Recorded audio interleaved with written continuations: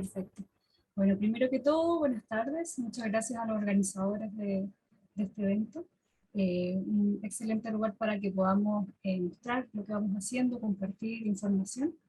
Y bueno, hoy les voy a hablar sobre este examen llamado Scintigrama Pulmonar BQ, la historia de su desarrollo en cuanto a los avances tecnológicos que se han podido, en el fondo, han podido ir evolucionando y el rol que tiene este estudio en la actualidad.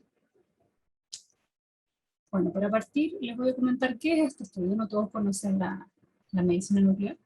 Es un estudio no invasivo realizado en esta especialidad para evaluar la ventilación y perfusión pulmonar mediante la detección de fotones gamma provenientes de un isótopo radioactivo.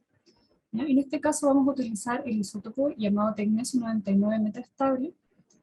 Para la primera etapa, para la etapa de ventilación, perdón, vamos a usar tecnesio 99 metaestable formando aerosoles, ¿ya? Que serán inhalados por el paciente y así podremos representar su patrón ventilatorio. Posteriormente, se inyecta vía endovenosa el mismo tecnesio 99 unido a macroagregados de albúmina.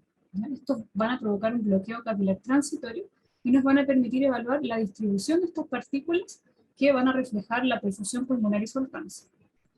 Mediante este estudio podemos identificar alteraciones de la función pulmonar que no es posible evaluar mediante otras técnicas imagenológicas. Ahí les puse un ejemplo sobre las imágenes que obtenemos nosotros en medicina nuclear. Ya esta es una de las más básicas. Se utiliza principalmente para diagnósticos, para descartar o confirmar diagnóstico de TEP, hipertensión pulmonar, evaluación prequirúrgica de la funcionalidad de los pulmones por separado, o sea, derecho versus izquierdo, o por lóbulos. Ya esto generalmente se hace para pacientes con un cáncer o con algún tumor que en el fondo se va a resecar un lóbulo y permite evaluar cuánta función voy a perder eh, al, al resecar esa zona del pulmón. ¿Ya? También se pide como control de trasplante pulmonar, para evaluar, como había comentado, la función ventilatoria y de perfusión. ¿Ya? Las indicaciones principales para este estudio son pacientes con antecedentes o sospecha de reacción adversa al medio de contraste iodado. A pacientes con insuficiencia renal, también por la misma razón del uso del medio de contraste iodado, que está contraindicado en este tipo de pacientes. Angiotac de tórax ya realizado con resultado negativo, pero aún así hay alta sospecha de que este paciente pueda tener TEP, por lo tanto se pide nuestro examen para poder descartarlo o confirmar. ¿Ya? Marcadores sanguíneos alterados como el lipid, que se ve altamente correlacionado con pacientes con TEP. Embarazadas, ¿ya? Es un poco chocante ver que hacemos estudios de medicina nuclear en pacientes embarazadas, pero al poder solamente realizar la fase de perfusión con una dosis muy reducida, podemos descartar o confirmar la presencia de TEP, que es bastante habitual en pacientes embarazadas. Ya también sirve para controlar TEP crónico o sospecha de un nuevo episodio. Les voy a comentar sobre la técnica. El paciente, para la primera etapa de ventilación, deberá inhalar el radiofármaco nebulizado durante 5 minutos aproximadamente. Y tenemos un sistema de nebulizador que es este que mostramos acá, muy parecido, no el mismo, donde el paciente donde este nebulizador permite tener un sistema cerrado, donde el paciente va a inhalar y exhalar por la boca siempre, para que no eliminemos y no tengamos escape de estos aerosoles de tecnesio hacia el medio ambiente. ¿Ya? Por lo tanto, esto va a ir conectado a una red de oxígeno, que el paciente le vamos a pedir que inhale esta solución de tecnesio con suero, y vamos a poder representar los patrones ventilatorios de estos pacientes. ¿Ya? El radiofármaco que utilizamos para inhalar a este paciente es tecnesio. La literatura dice que idealmente debiera ser algún radiofármaco que tenga fijación y eliminación a través de la vía renal, como DTPA, MAX3 o EC. Pero el valor, obviamente, de tener siempre disponible ese radiofármaco, muchas veces lo limita. Por lo tanto, podemos usar cualquier cualquier isótopo marcado, o sea, perdón, cualquier trazador marcado con tecnecio o tecnecio puro. ¿Ya? ¿Cuál es la complicación de esto? Es que si nosotros esperamos demasiado tiempo entre la inhalación y la toma de imágenes, y este fármaco no cumple con la eliminación, fijación y eliminación renal, podemos empezar a ver otras estructuras, como por ejemplo el esqueleto o corazón, dependiendo del liofilizado del trazador que hayamos elegido. ¿Ya? Posteriormente a este procedimiento, vamos a tomar imágenes. ¿Ya? Acá les hice una imagen planada por anterior y posterior de la representación del patrón ventilatorio de un paciente. ¿Ya? Ahora vamos a hablar de la técnica de la segunda etapa, que es la perfusión, donde vamos a inyectar vía endovenosa periférica. Esto es súper importante recalcarlo porque no podemos inyectar los macroagregados ni por PICC line, ni por catéter venoso central, no, siempre por una vía venosa periférica, idealmente que nosotros la instalemos o que podamos funcionar directamente al paciente con una mariposa, para evitar además que los macroagregados se aglutinen. Entonces, para que esto ocurre cuando los macroagregados tienen contacto con la sangre. Entonces eso es súper importante destacar. ¿Ya? El tamaño de los macroagregados son partículas que oscilan entre 10 a 100 micrómetros. ¿Ya? Y estos son los que van a producir este bloqueo capilar transitorio a nivel de las arteriolas pulmonares, no capilares, sino que arteriolas pulmonares. ¿Ya? Un tamaño menor de partículas pasaría a circulación sistémica, por lo tanto no nos permitiría reflejar el patrón de perfusión pulmonar. ¿Ya? El tamaño de estas partículas es idóneo para este examen. Y los macroagregados se van a distribuir entre un 1 a un 5% de las arteriolas pulmonares. ¿Ya? Más, un paciente sano más cercano a 1%, y el paciente con patología de parénquima pulmonar más cercano al 5%, debido a que los territorios de arteriolas van a estar disminuidos debido a la patología, a diferencia de los pacientes sanos. Un poco de anatomía de bronquios, bronquiolos, alvéolos, y en la zona en la que vamos a ver fijados los macroagregados. ¿Ya? Acá hay como una especie de resumen con un aproximado en cuanto a los diámetros de los vasos, y los macroagregados van a quedar impactados a este nivel, en las arteriolas, con un promedio de 50 micrómetros. Va a recordar que el macroagregado va entre 10 a 100 micrómetros. Entonces, ¿qué se va a producir?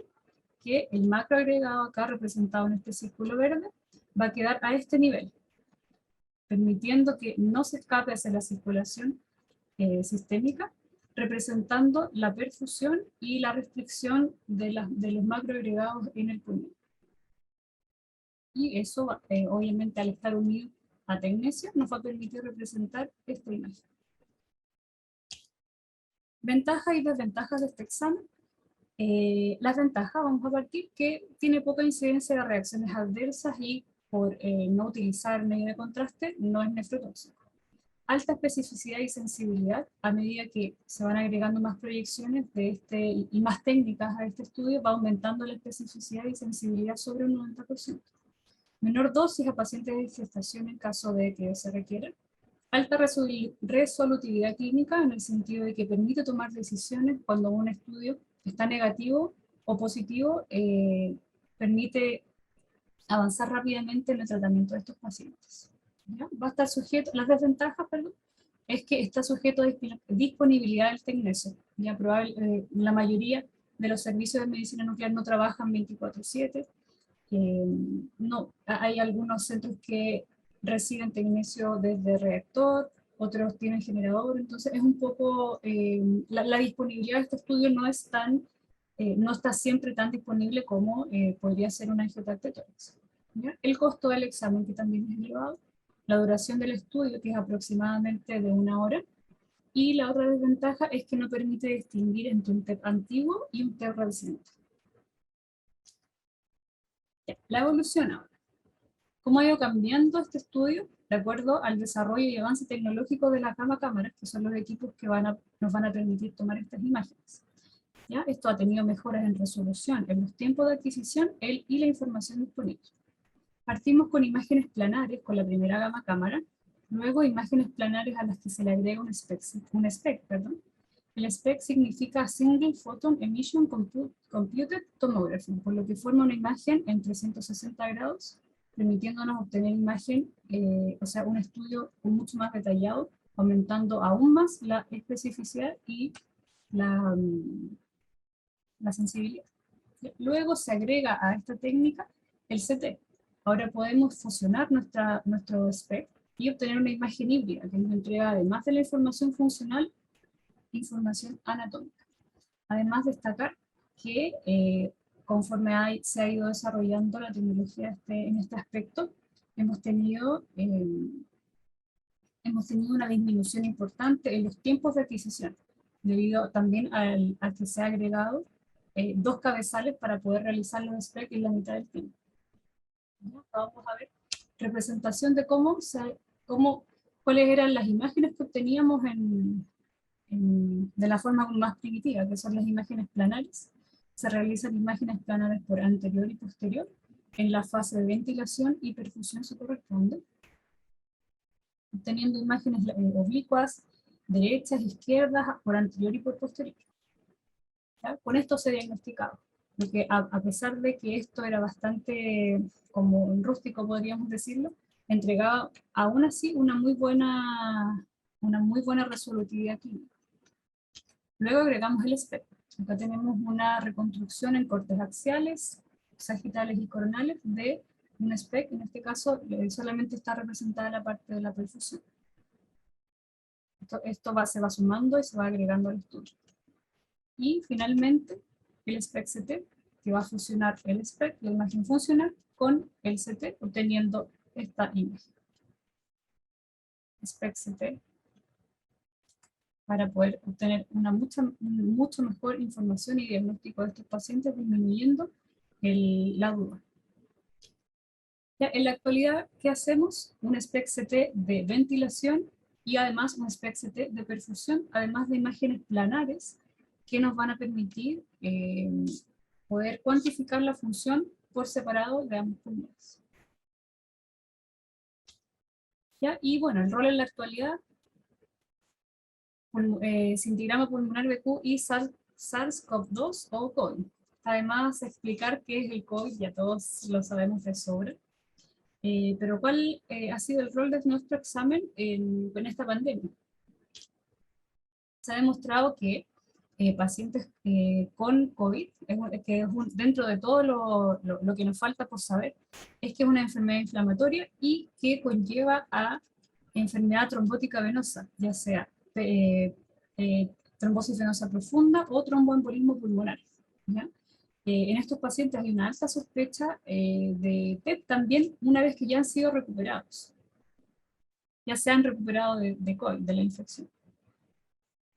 Por lo tanto, el Hospital de Londres, cuando recién comenzó esta pandemia, dio su comunicado en marzo, indicando cómo los servicios de medicina debían estar preparados para esta pandemia, en la cual se recomienda solamente realizar la etapa de perfusión pulmonar por el alto riesgo de contagio de COVID para el personal de salud debido a la formación de aerosoles provenientes del procedimiento de inhalación para la etapa de ventilación. Por lo que vamos a sacrificar un poco la etapa de ventilación, pero por la protección necesaria hasta que podamos tener más información sobre cómo seguir protegiéndonos del COVID, que todavía no nos acecha.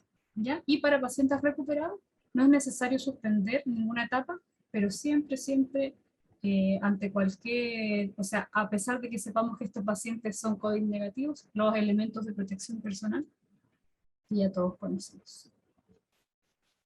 Esta es mi bibliografía y muchas gracias.